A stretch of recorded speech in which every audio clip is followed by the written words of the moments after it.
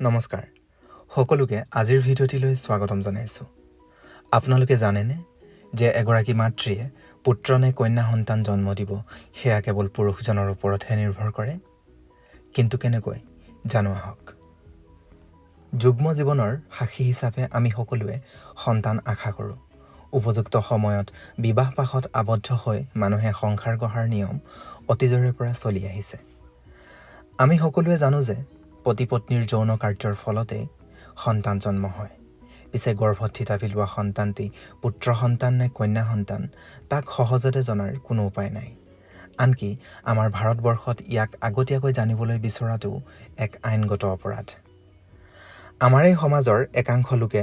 এতিয়াও ল'ৰা সন্তান জন্ম হ'লে বা পুত্ৰ সন্তান জন্ম হ'লে আনন্দ পায় আনহাতে ছোৱালী বা কন্যা সন্তান জন্ম দিয়া মাতৃগৰাকীক অৱহেলাৰ চকুৰে চায় বা কেতিয়াবা গালি সপনিও পৰা দেখা যায় কিন্তু আপুনি জানেনে মাতৃগৰাকীয়ে পুত্ৰ নে কন্যা সন্তান জন্ম দিব সেয়া কেৱল পুৰুষজনৰ ওপৰতহে নিৰ্ভৰ কৰে চিকিৎসা বিজ্ঞানত ইতিমধ্যে প্ৰমাণ হৈছে যে মহিলাৰ ডিম্বাশয়ত যিবোৰ ডিম্বাণু বা অভাম তৈয়াৰ হয় সেইবোৰৰ প্ৰত্যেকতে এক্স ক্ৰম'জম থাকে অৰ্থাৎ সকলোবোৰ ডিম্ব বা অভাম একেই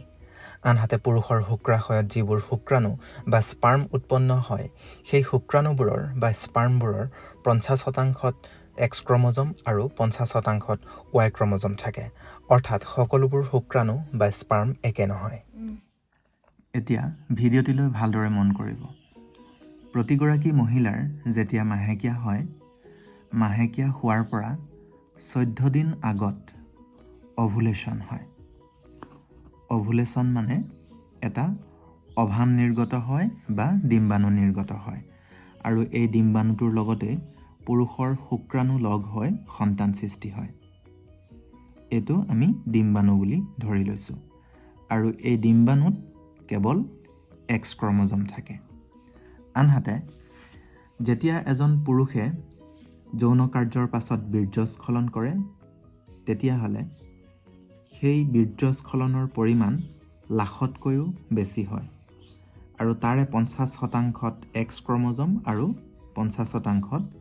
ৱাই ক্ৰম'জম থাকে ইয়াতে আমি অকল 4টাহে আঁকিছোঁ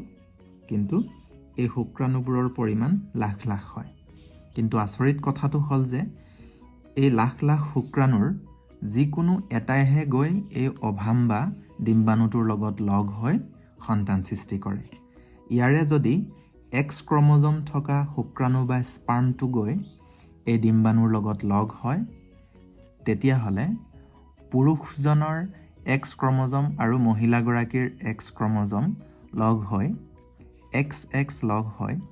ছোৱালী সন্তান সৃষ্টি কৰে আনহাতে যদি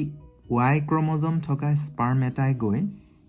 এই অভাম বা ডিম্বাণুটোৰ লগত লগ হয় তেতিয়াহ'লে পুৰুষজনৰ ৱাই ক্ৰম'জম আৰু মহিলাগৰাকীৰ এক্স ক্ৰম'জম লগ লাগি ল'ৰা সন্তান সৃষ্টি কৰে আৰু কেতিয়াবা কোনো মহিলাৰ ক্ষেত্ৰত 2টা বা কেতিয়াবা 3টা এক্সেল সৃষ্টি হ'ব পাৰে তেনে ক্ষেত্ৰত যিমানটা এক্সেল বা ডিম্বাণু সৃষ্টি হয় সিমানটা শিশুও হ'ব পাৰে তেনেদৰেই টুইন বেবী বা ট্ৰিপলেট বেবী সৃষ্টি হয় ধন্যবাদ এনেধৰণৰ আৰু অধিক ভিডিঅ'ৰ বাবে আমাৰ ভিডিঅ'টি লাইক কমেণ্ট আৰু শ্বেয়াৰ কৰিব আৰু যদিহে আমাৰ ভিডিঅ'সমূহৰ পৰা আপুনি উপকৃত হৈছে তেনেহ'লে অনুগ্ৰহ কৰি আমাৰ চেনেল আছাম ৱেলনেছ ছাবস্ক্ৰাইব কৰিব ধন্যবাদ